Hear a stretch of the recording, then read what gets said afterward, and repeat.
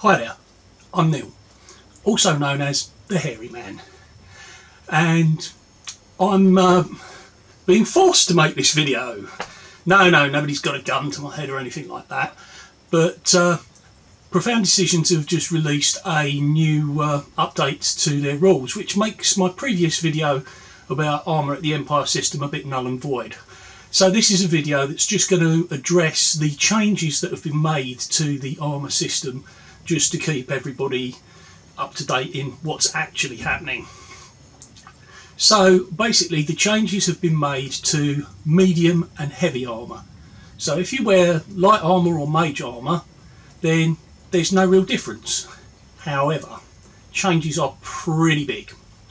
So what has happened is that some armour that was previously medium armour is now heavy armour.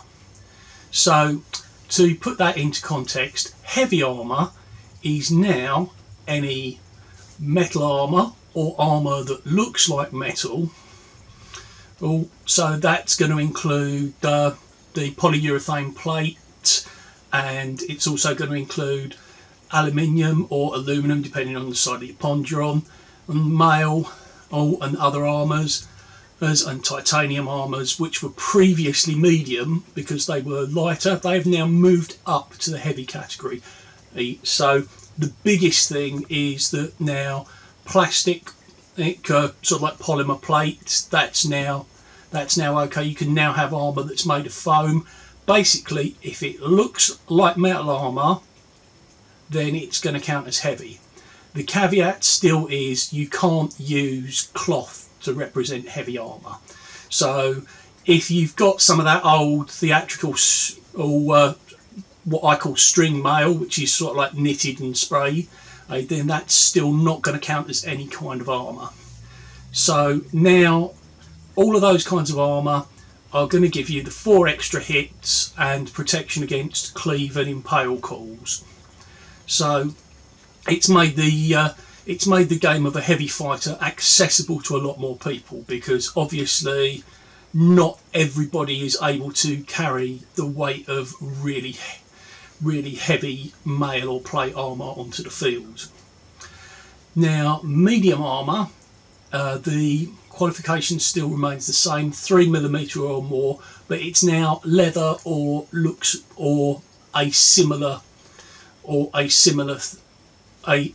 thing. So, you know, for vegans out there, not whatever the faux leather is. However, that's now also had a bit of a boost. If you are wearing just medium armour and no pieces of heavy other than a helmet, you now get a hero point. Doesn't matter if you didn't have hero points before, you've now got a hero point. And some of you might say that the hero point's useless if you didn't have hero points before, because you haven't got any calls to use it on, but you can use a hero point to overcome some role-playing effects. So like Druge miasma or some things like that, or a curse. So you can use that hero point for that. So that's the big boost to medium. It's like if you're now just wearing medium, you've got a hero point, and a lot of armours that were medium are now heavy. So a lot of people might be thinking that that's leaving those people who were wearing the heavy armour, like myself, or if I was a heavy armour bunny, it's leaving them a bit, I believe the term is nerfed.